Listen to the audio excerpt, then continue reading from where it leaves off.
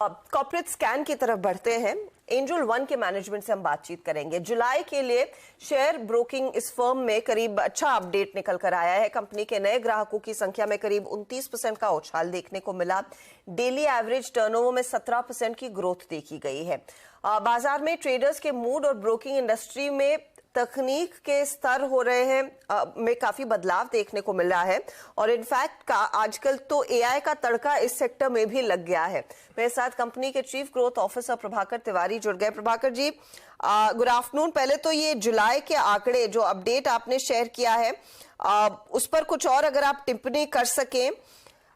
इसमें से कितने एब्सोल्युटली प्योर नए लोग जुड़ रहे हैं? कौन कौन से शहरों में ज्यादा एक्टिविटी बढ़ने लगी है? कंस्ट्रिंग मार्केट में हमने देखा एक रुझान तेजी का रहा है, एक अच्छा मूव देखने को मिला in the last few months. Good afternoon.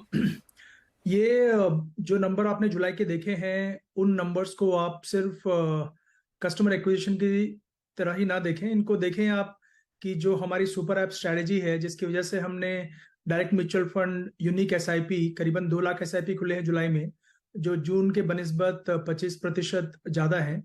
और इसको इस तरह से भी देखें आप कि हर महीने में ये ग्रोथ है, नंबर ऑफ ऑर्डर्स भरे हैं, हमारा मार्केट शेयर भी इम्प्रूव हुआ है इंपॉर्टेंट सेगमेंट्स में, और हमने करीबन 6 लाख नए कस्टमर्स लेकर आए हैं। जैसा कि हमने देखा कि अभी बहुत सारे इमर्जिंग मार्केट हैं, उत्तर प्रदेश, मध्य प्रदेश, ये नए मार्केट बहुत अच्छा कर रहे हैं। जैसा कि गुजरात, महाराष्ट्र, कर्नाटका, राजस्थान हम जानते हैं ट्रेडिशनल मार्केट रहे हैं, बट क्योंकि ये नए स्टेट्स निकल कर आ रहे हैं, और हमारे लिए ये भी जरूरी है बताना कि जो टीयर 2, टीयर 3, टीयर 4 से 90% कस्टमर्स आ रहे हैं। तो आज जो कस्टमर्स हैं उनकी एवरेज एज 29 ईयर्स है।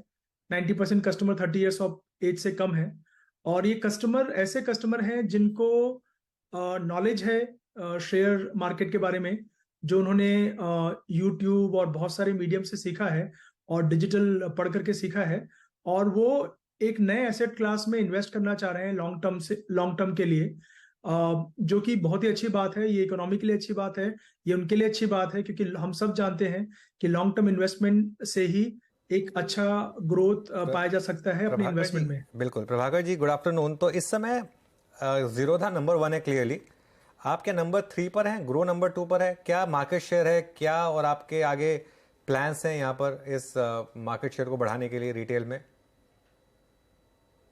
देखिए, नंबर्स का तो उतार चढ़ाव आता रहता है। हाँ। और और इतने सारे पैरामीटर्स हैं इस बिजनेस में, चाहे वो कस्टमर एक्विजिशन हो, नंबर ऑफ एक्टिव क्लाइंट्स हो, या सेगमेंट्स में मार्केट शेयर हो, या टर्नओवर में ओवरऑल मार्केट शेयर हो।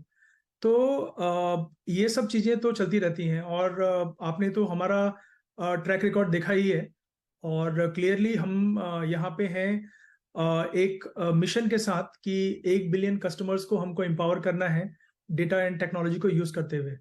और हमने ये शॉर्ट टर्म जो भी मंदी रही मार्केट में, जो भी उतार चढ़ाव रहे हैं, उसको भी बहुत ही स्मार्ट तरीके से हमने ओवरकम किया है।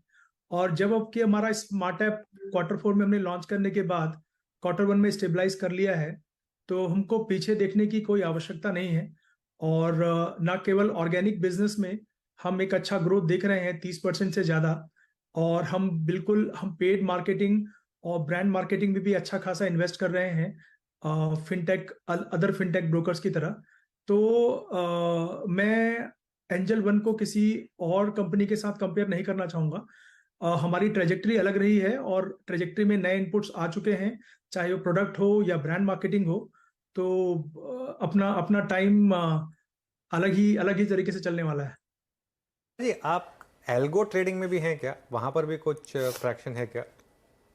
सॉरी अनुज जी, फिर से बताइए। एल्गो ट्रेडिंग में भी हैं क्या आप, या उधर भी कुछ करने का प्लान्स है क्या? हमारा स्मार्ट एपीआई पे फोकस है, पर अभी उसमें रेगुलेटरी क्लैरिटी आनी बाकी है। हम नए प्रोडक्ट पे काम कर रहे हैं अभी, बट क्लियरली एक मार्केट का इंपॉर्टेंट सेगमेंट है, और बहुत सारी ग्रोथ आने की संभावना है यहाँ से। और as a responsible market leader which is tech savvy, हम डेफिनेटली इस पे और इन्वेस्ट करेंगे आगे आने वाले समय में। आपका रफली average daily turnover month on month मैं नोटिस कर रही थी नियरली 17.5-18% बढ़ रहा है। ये क्या सस्टेनेबल है? एंड स्पेशली ये जो नई तकनीक की आप बार बार उल्लेख कर रहे हैं, उसके आने के बाद आप रफली क्या गेस कर रहे हैं कि कितना इसमें इजाफा आप ला पाएंगे? देखिए, मुझे ऐसा लगता है कि आने वाले समय में जिस तरह से हम इक्विटी ब्रोकरेज के बिजनेस को देखते हैं, उसको अपना दृष्टिकोण हमको बदलना पड़ेगा।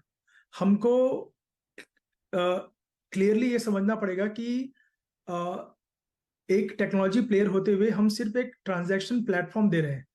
तो एक ट्रांजैक्शन प्लेटफॉर्म हम जब देते हैं तो उसके अलावा हम कस्टमर को नज देते हैं, टूल्स देते हैं, इकोसिस्टम पार्टनर्स के साथ टाई अप करते हैं, ताकि जो भी कस्टमर का सेगमेंट हो, चाहे इन्वेस्टर हो, चाहे ट्रेडर हो, चाहे फर्स्ट टाइम इंटेंडर हो, वो अपने कन्वीनियंस, समझ और फाइनेंशियल गोल्स के अनुसार ट्रांजैक्ट कर पाए प्लेटफॉर्म पे।